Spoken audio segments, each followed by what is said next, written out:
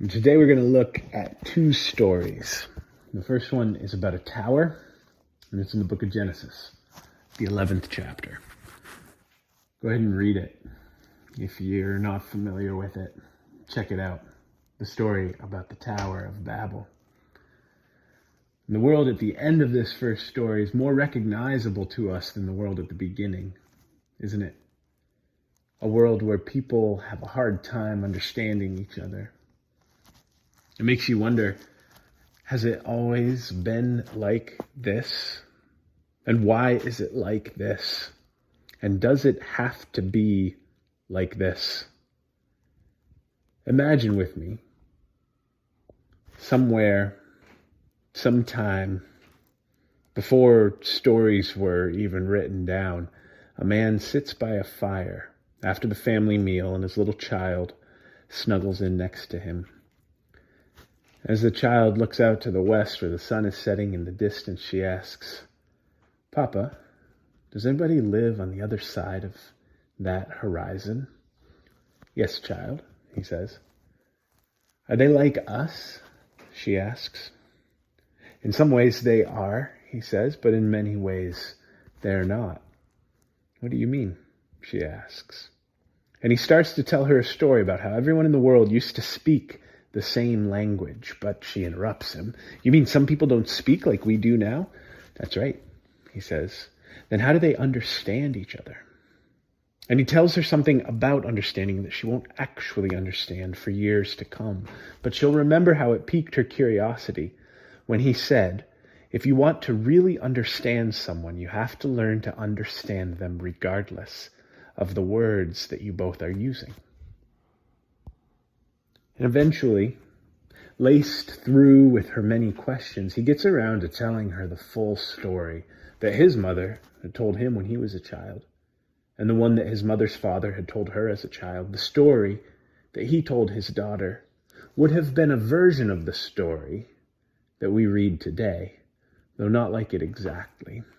Because like every story, it grew as it drifted from generation to generation, and from family to family, and from culture to culture. It shape-shifted to meet the needs of each storyteller and of each of their audiences. You can imagine at some point, somewhere, someone wrote down the version of the story that we have today, and it makes you wonder, who was that storyteller's audience when he or she or they wrote down the particular version that we have in our book here today. Because as we read the first story, we drop into a scene where everyone in the world speaks the same language. And they've clustered together to live and build in one place. And presumably they figured out how to feed themselves and clothe themselves and how to meet their other basic needs, because someone has gotten around to the extracurricular activity of inventing bricks. Up until now, they've all just built things supposedly with stones stacked precariously up on one another. Stones will only stack so high before rolling off of each other. But now they have these well-baked bricks, and they have tar to hold them together. Let's stack these bricks to build a city, they say, and to build a tower that reaches to the heavens. And they're not just doing this for shelter or even for protection. Let's do this to make a name for ourselves, they say.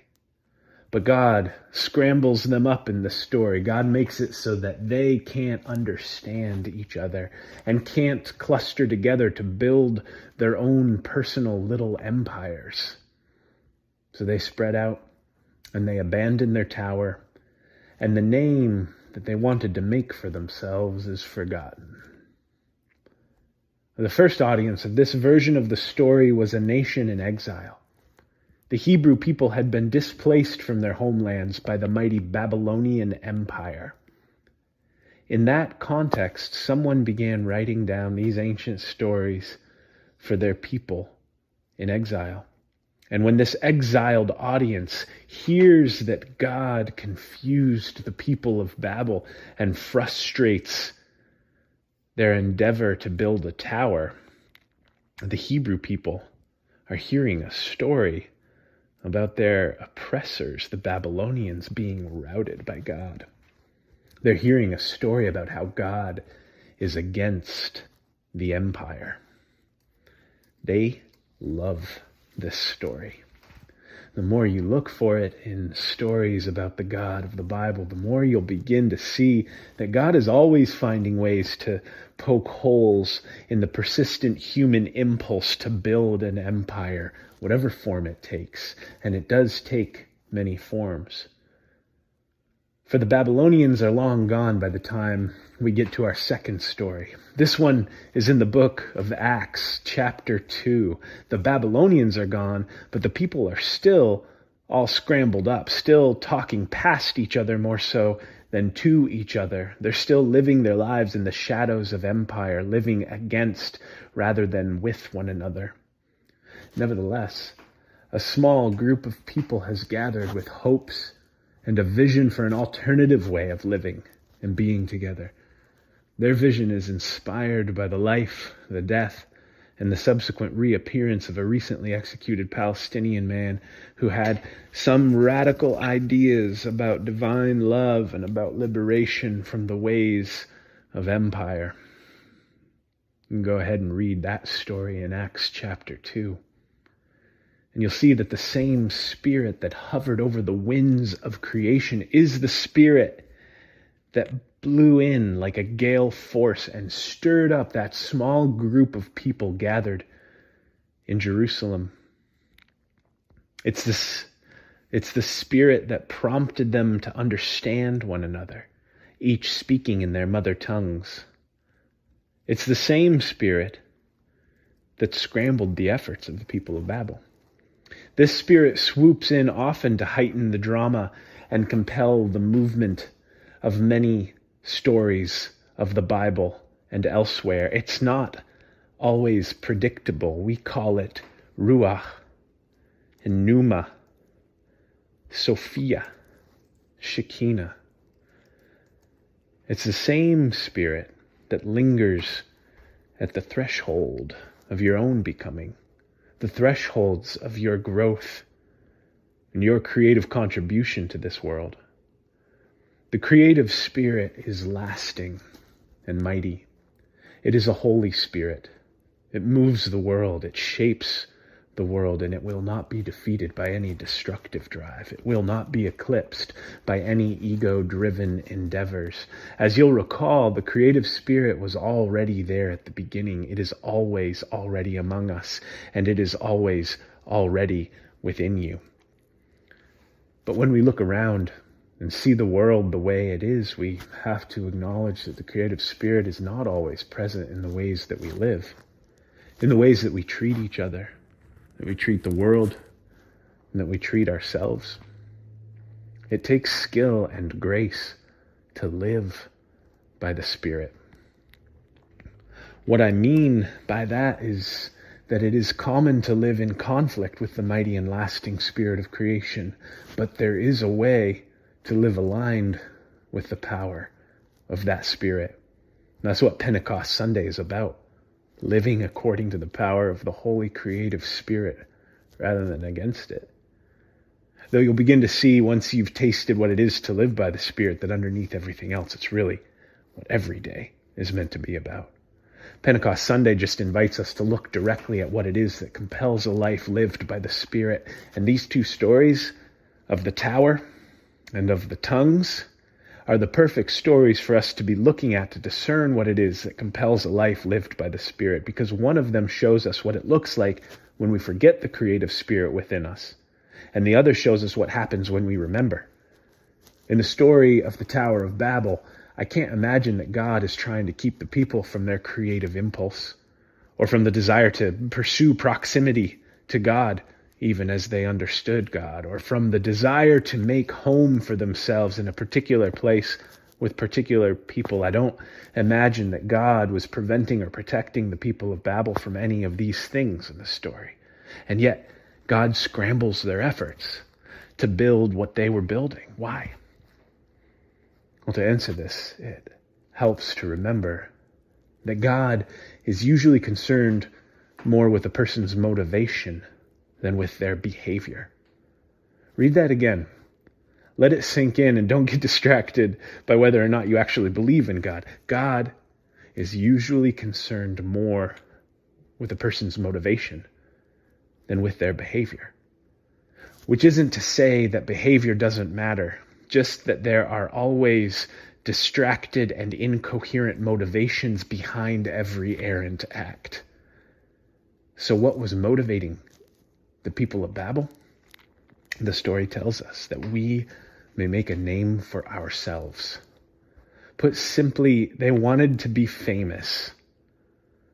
Put another way, they were obsessed with what other people thought of them.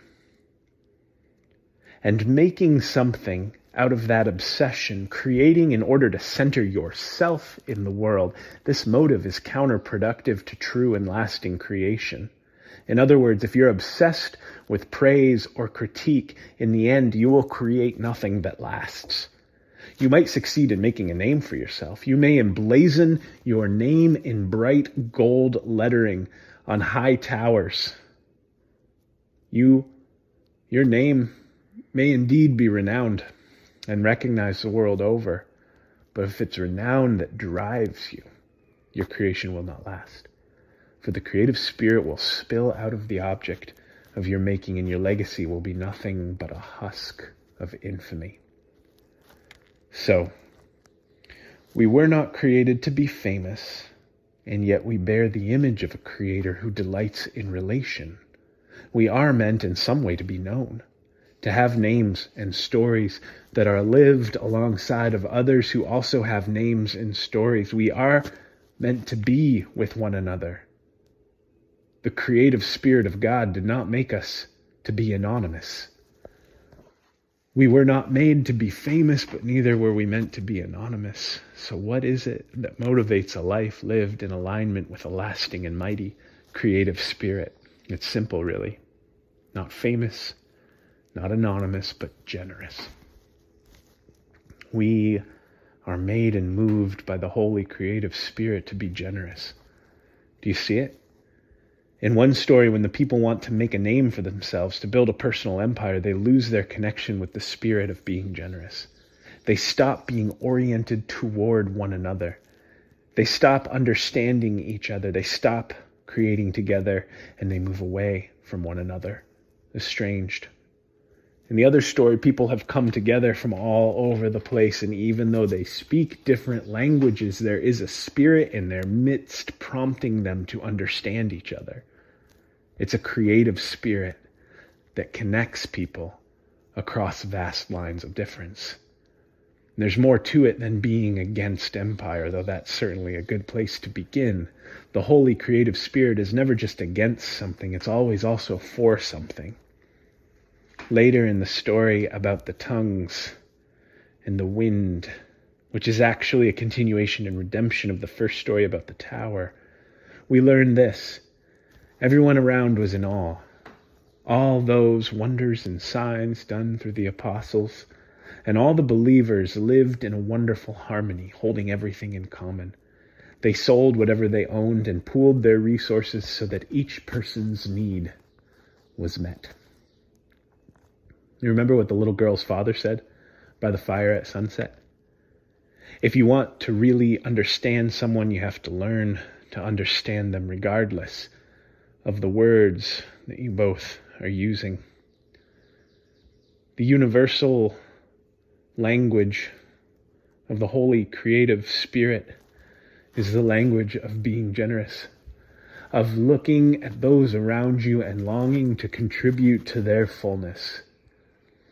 This isn't easy to do. We will falter, stumbling from time to time back to our towers of self-importance.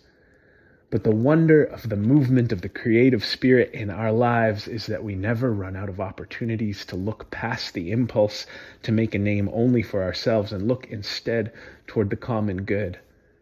And when we do this in community, we can give our focus to generously and creatively making others great, trusting that they're striving to do the same for us.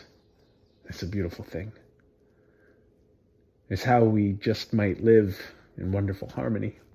by holding everything and everyone in common. That's my prayer today. That's my prayer for life.